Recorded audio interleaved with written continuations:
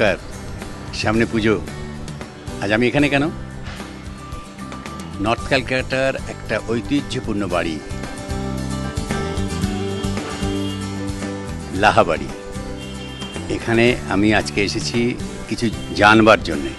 আমরা জানি যে এই লাহাবাড়িতে পুজোটা হয় মানে পালা অনুযায়ী। কারো হয়তো 7 বছর অন্তর পালা হয়, কারো হয়তো 27 বছর অন্তর পালা আসে পুজো করার জন্যে। এখানে নানান ধরনের সমস্ত বৈশিষ্ট্যপূর্ণ ব্যাপার আছে। এই লাহাবাড়ি আমরা সবাই জানি একটা নর্থ ক্যালকাটার ঐতিহ্যপূর্ণ একটা ফ্যামিলি, যেমন তেমনি বাড়িটাও তেমনি। এখানে মূর্তির একটা বৈশিষ্ট্য আছে। আমরা জানি যে দুর্গা আসেন একা, তার চালচিত্রের উপরে শিব বসে থাকেন, কিন্তু এখানে শিবের কোলে দুর্গা আসে, অসাধারণ।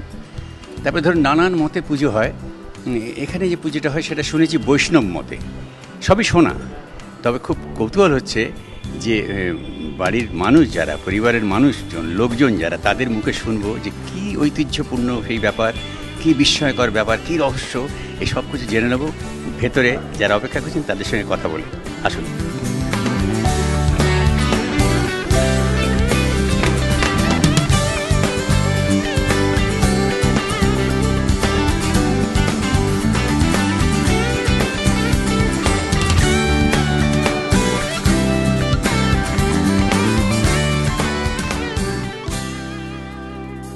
অসাধারণ মানুষের সৃষ্টি,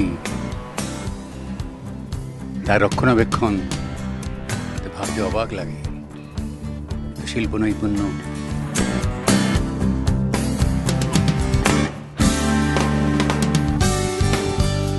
এই যে শিল্প ভাবনা, মনস্ক, কত উঁচু মানের হলে তবে এই সৌধ গড়া যায়।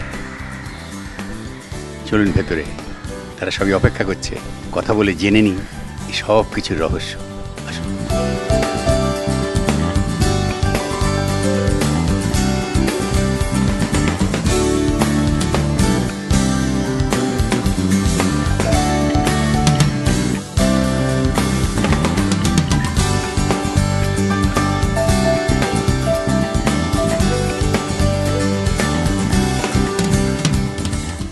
না, এখন আমরা ঠাকুর দালানে ঢুকিনি, এবার ঢুকবো।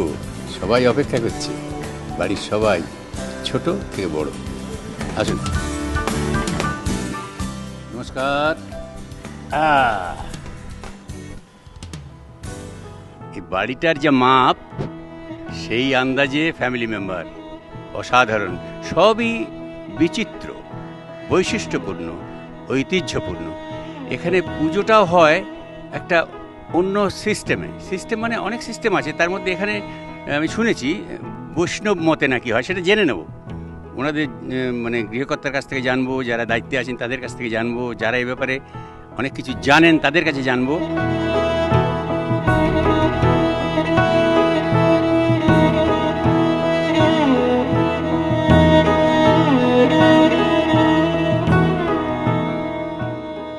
আমার জানতে ইচ্ছে করছে, বা মানুষও জানতে চায় যে এত বড় একটা ফ্যামিলি, তার একটা পুজো হিসেবে ঠিক আছে, কিন্তু একটা বৈশিষ্ট্যপূর্ণ পুজো হয় আমরা শুনেছি। আপনারা মানে দশমীর দিন শুনেছি বিসর্জনটা কাঁধে করে হয়। আচ্ছা, এছাড়া দশমীর দিন কি কি অনুষ্ঠান হয় মোটামুটি? এছাড়া দশমীর দিন অন্যান্য বাড়িতে যেমন সবাই অঞ্জলি দেয়, কিন্তু এখানে শুধু ছেলেরাই অঞ্জলি দেয়, আর পাতায় বেলপাতায় নাম লেখা হয়। আর মেয়েরা, বড় যারা মা স্থানীয় বা বৌদি স্থানীয় যারা, তাদের এই ছেলেরা সব মালা নেন, ঠাকুরমশাই মালা দেন, অর্ঘ্য দেন, সেগুলো সব বড়দের হাতে দেন।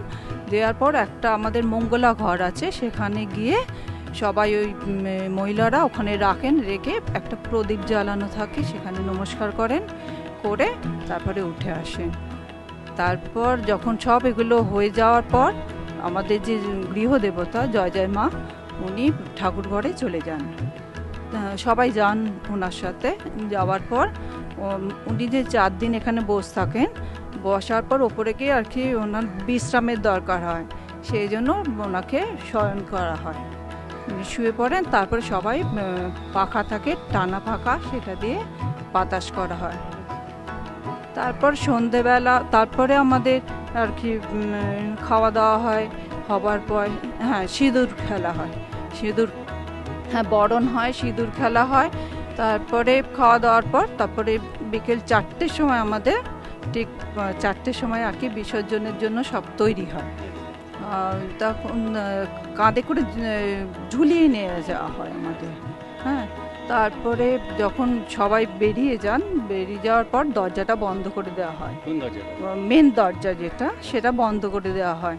তারপর যখন বিসর্জন দেওয়ার পর আমাদের কাঠামো নিয়ে চলে আসেন, নিয়ে আসার পর তারপরে সকলে যখন মহিলারা ভেতরে থাকেন, আসার পর বাইরে থেকে বলেন যে মা, দরজা নক করা হয় আর কি, করার পর ভেতর থেকে জিজ্ঞেস করা হয় যে মা এসেছেন করে 3বার জিজ্ঞেস করা হয়, করার পর তারপর দরজা খোলা হয়।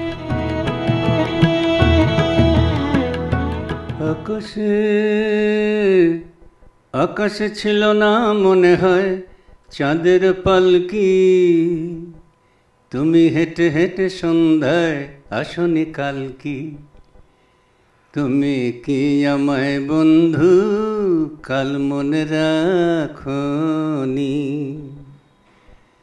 কাল ভালোবাসনি কাল কেন আসনি, তুমি এসেছিলে পরশু কাল কেন আসনি, তুমি এসেছিলে। ওই তো বড় কর্তা এসে গেছে, মেজে কর্তা এসে গেছে, চলুন একটু আলাপচারিতা করা যাক। এই 4 দিন কি মানে এই 4 দিন আত্মীয় স্বজনরা এসে আগেকার দিনে তো থাকতো সকলে এসে, এখন হয়তো সেটা সম্ভব হয় না থাকাটা, তাই জন্য তারা এসে সকাল থেকে সারাদিনই থাকে, একসঙ্গে জড়ো হয়। আর আমরা প্রত্যেকবার পুজোর সময় কোনো সময় কলকাতার বাইরে যাই না, যার যে আত্মীয় বাড়িতেই পুজোটা হয় সেখানেই সবাইকে জমায়েত হই। सकल लोक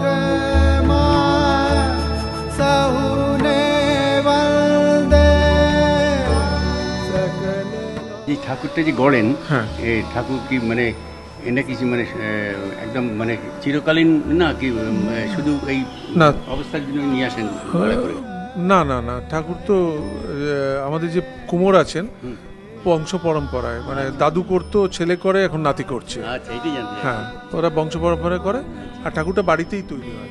ওই জন্মাষ্টমীর পরের দিন নন্দ উৎসবের দিন কাঠামোটা পুজো হয়, মাটি দেওয়া হয় কাঠামো, একটা গণেশ সামনে রেখে পুজো হয়। ওই গণেশটা ঠাকুরের যে গণেশ, বড় গণেশটা পেটের মধ্যে ঢুকিয়ে দেওয়া হয়, দিয়ে তারপর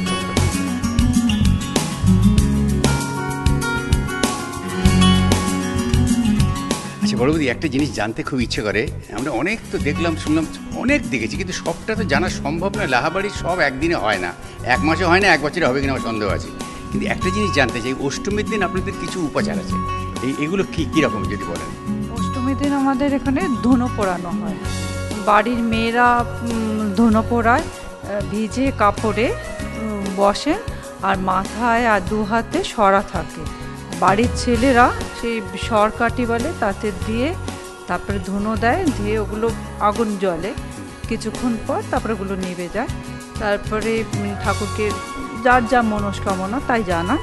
তারপরে বাড়ির যে ছোট ছেলেরা আর কি, ওনার যে ধুনো পুড়িয়েছে তার কোলে এসে বসেন, নমস্কার করেন। যে জেনেছি ঝঞ্ঝট প্রেম অন্তরে আনে ঝঞ্ঝা, আমি যে বুঝেছি পৃথিবীতে নেই দিবানিশি চায় মন যা, তাই নিয়ে খুশি হয়ে যে থাকে থাক, সইতে পারি না বলা মন নিয়ে ছিনমিনি, সইব না সইতে পারি না বলা মন নিয়ে ছিনমিনি, সইব না সইতে পারি।